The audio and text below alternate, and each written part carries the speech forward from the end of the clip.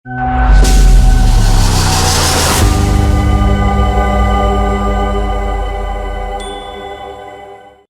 स्वागत है आपका न्यूज फ्लैश में। मैं हूं आपके साथ सलोनी। बढ़ते हैं खबरों की ओर।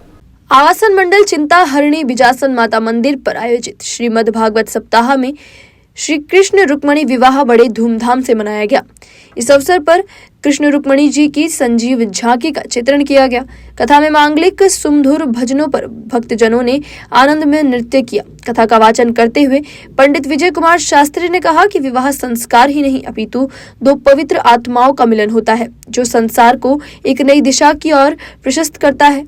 महाराज की लीला का वर्णन करते हुए कहा कि महाराज की कथा जो श्रवण करते हैं उनको आध्यात्मिक लाभ तो मिलता है, साथ ही शारीरिक लाभ भी प्राप्त होता है। महाराज की लीला काम विजेता लीला थी।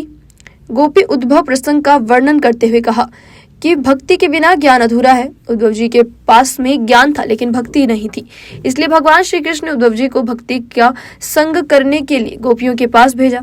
वृंदावन धाम प्रेम भूमि है। वृंदावन भगवान का साक्षात गोलोक धाम है। उन्होंने कहा कि जीव अपने कर्मानुसार उत्तम एवं अधम शरीर ग्रहण करता है और छोड़ता है। कर्म के अनुसार ही मित्र और शत्रु बनते हैं। कर्म ही गुरु है, कर्म ही ईश्वर है।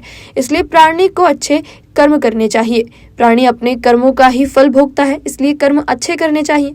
इस कलयुग में कृष्ण नाम संकीर्तन करने से ही समस्त मनोरथ सिद्ध हो जाते हैं।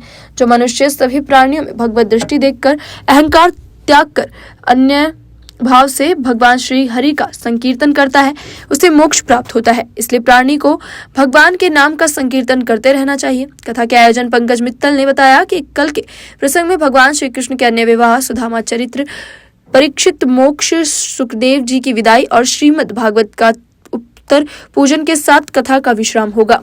अभी तक के लिए इतना ही और खबरों के लिए बने रहिए न्यूज फ्लैश के साथ। नमस्कार।